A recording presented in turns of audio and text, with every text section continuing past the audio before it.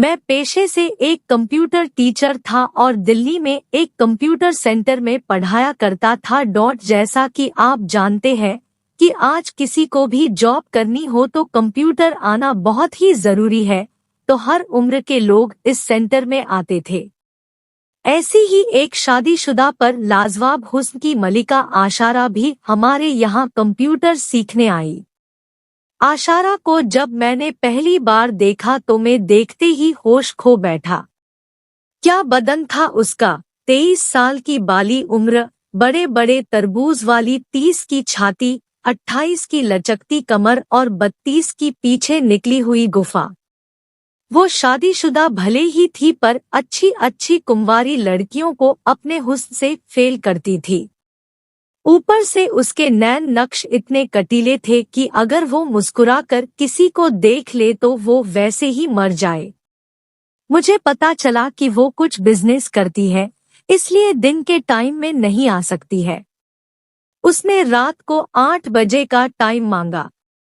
इस समय में बस एक लड़का और सीखने आता था तो मैंने उसे भी वही टाइम दे दिया। आशारा बहुत ही मजाकिया किस्म की लड़की थी, साथ में अच्छी पैसे वाली भी।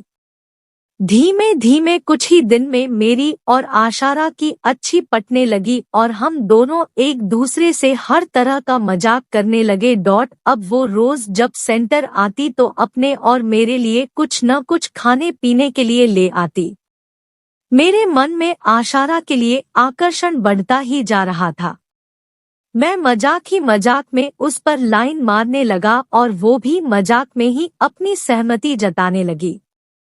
चंद दिनों में ही हमारे बीच में दूरियां घटने लगी और एक दिन ऐसा आया कि उसी समय जो दूसरा लड़का भी आता था वो उस दिन नहीं आया।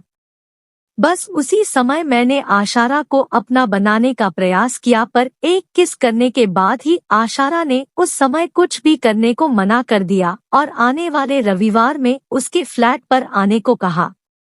मैं तय समय के अनुसार उसके फ्लैट पर पहुंच गया। जब मैंने वहां पहुंचकर घंटी जाए तो वहां का नजारा देखकर मैं दंग रह गया। उस फ्लैट में पहले से 3 लड़के मौजूद थे। दरवाजा खोलने वाले लड़के ने मुझसे पूछा, आपको किससे मिलना है? तो मैंने आशारा से मिलने के लिए बोला। वो लड़का मुझे अंदर ऑफिस में ले गया और आशारा को बताया, अनुज जी आपसे मिलने आए हैं। आशारा बोली, उन्हें अंदर भेज दो और कुछ चाय नाश्ता भेजो। मैं आशारा के सामने की कुर्सी पर जाकर बैठ गया और मैंने आशारा से पूछा, तुम्हारा काम तो बहुत बड़ा लगता है, तुम क्या करती हो? वो बोली, वो सब मैं तुम्हें बाद में बताऊंगी, पहले तुम नाश्ता करो।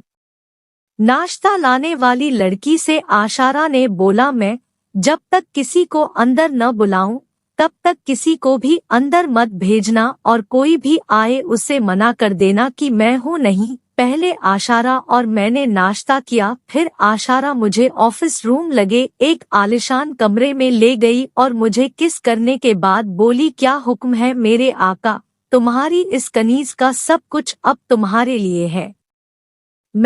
मेरी अदा, मेरा जिस्म, सब कुछ। मैंने आशारा से बस 2 मिनट रुकने को कहा और मैं सीधे बाथरूम गया और अपने प्राइवेट पार्ट की अच्छी तरह से सफाई करके आया।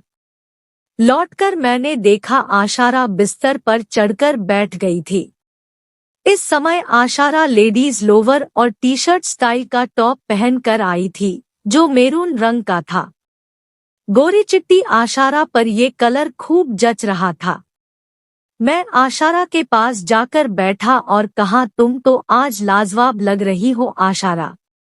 अब तक मेरी जिंदगी में मिली सारी महिलाओं में आशारा ही सबसे ज्यादा खूबसूरत और कामुक थी। तो आशारा ने सीधे कहा, लगता है तुम जल्दी में मेरे पास आए हो, पर मुझे कोई हड़बड़ी नहीं है। मैं चाहती हूँ कि ये हमारा पहला प्यार आराम से हो, पर ऐसे हो कि मैं कभी चाह कर भी ना भूल पाऊं। मैंने भी कह दिया, आशारा वैसे मैं जल्दी में नहीं हूँ, पर आप निश्चिंत रहें। मैं आज तुझे ऐसा प्यार करूंगा कि तुम्हें मेरी आदत ही लग जाएगी। आशारा ने कहा, वाह क्या तेवर है, लगता है बरसों बाद किसी मर्द से अपनी गुफा की साफ सफाई करवाना, बाकी अब तक तो सब गुफा की तौहीन करने वाले ही मिले थे। मैंने कहा, हाँ आशारा, आज देखना अगर नान याद ना दिला दी तो मेरा नाम भी अनुज नहीं। ऐसा कहते हुए मैंने आशारा पर हाथ से थपकी दे दी। आशारा चिहुक उठी। मैंने आशारा से कहा, बताओ अब क्या इरादा है तुम्हारा? आशारा ने कातिल मुस्कान के साथ कहा, इरादा तो एक ही है और सिर्फ ठुकाए रोजा वो तुम कैसे करोगे? तुम जानो, मुझे तो बस तृप्त होना है, तुमसे मुझे बहुत उम्मीदें हैं।